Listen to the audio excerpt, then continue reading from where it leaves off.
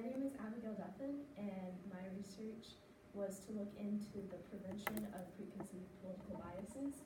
So basically, what this is I looked in to see if people were truly looking at the policies that candidates were displaying for them, or whether they were just checking to see which political party they are either aligned with or even just looked like they were aligned with. So the first problem is our uninformed voters. So what I found through my research is that Pew Research displays that only about 53% of the American population knows that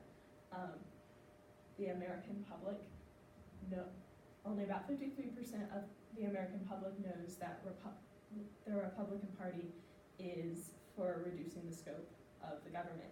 And only about 66%, or about 2/3, know that the Democratic Party is for expanding gay rights.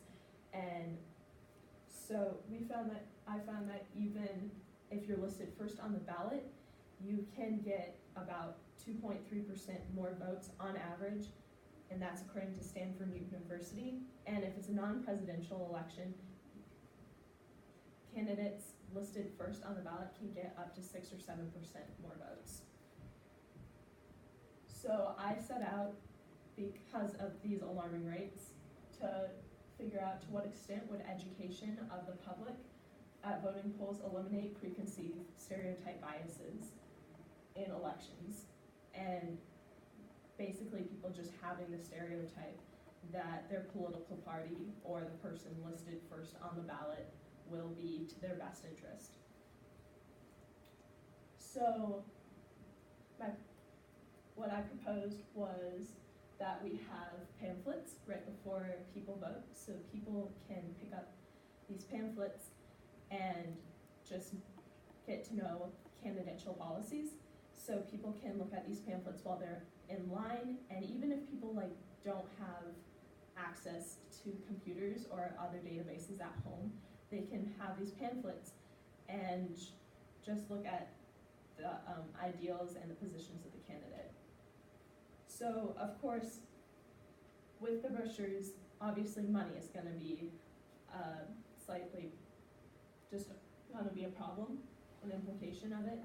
So I found that if we have brochures for about 20 cents per brochure for every person who voted last year, it will cost about $4 million to $4.5 million, which seems like a lot of money, but according to the New York Times, in between just the dates October 20th to November 28th of 2016, the Clinton campaign brought in about $70 million, and the Trump campaign brought in about $86 million.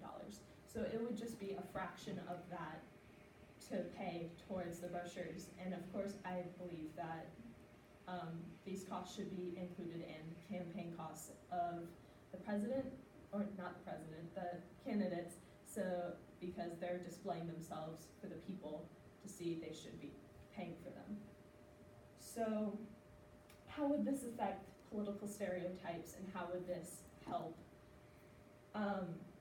According to Roper Center University, Roper Center Statistics, Cornell University, about 90% of Republicans in the 2016 election voted for Trump, and about 89% voted for Clinton, which makes sense if that's your alignment.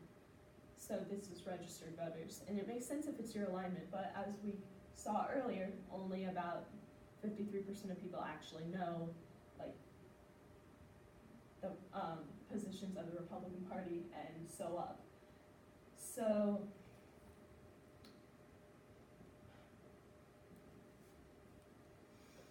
there was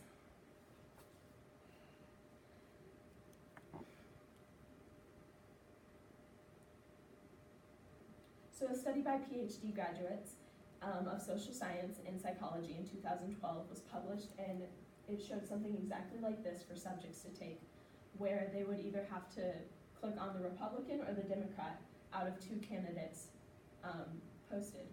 So what their study found was that about only 20% of the time when running against somebody of the same gender was a minority suggested to be a Republican, and only about 35% of the time was a woman listed as Republican.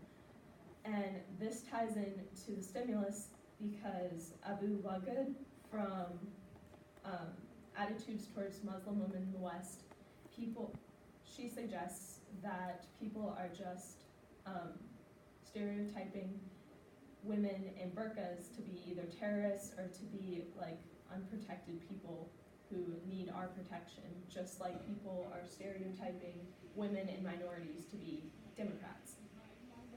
So through my pamphlet, I hope that people can pick this up and know the policies of a candidate rather than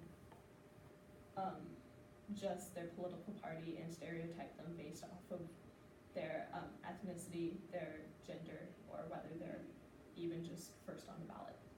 Thank you. Okay, thank you.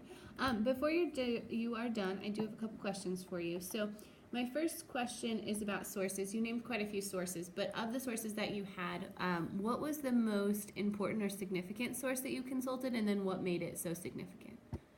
It was probably the study by PhD students in 2012, social science and psychology, because it really did bring an insight on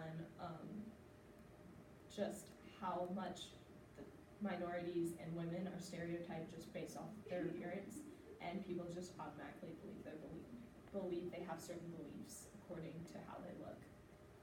Okay, thank you. And then the second question I had for you is, let's say I gave you more time. If I gave you like 3 more months, what additional research would you do, and how might that shape the conclusion you came to or the argument you made?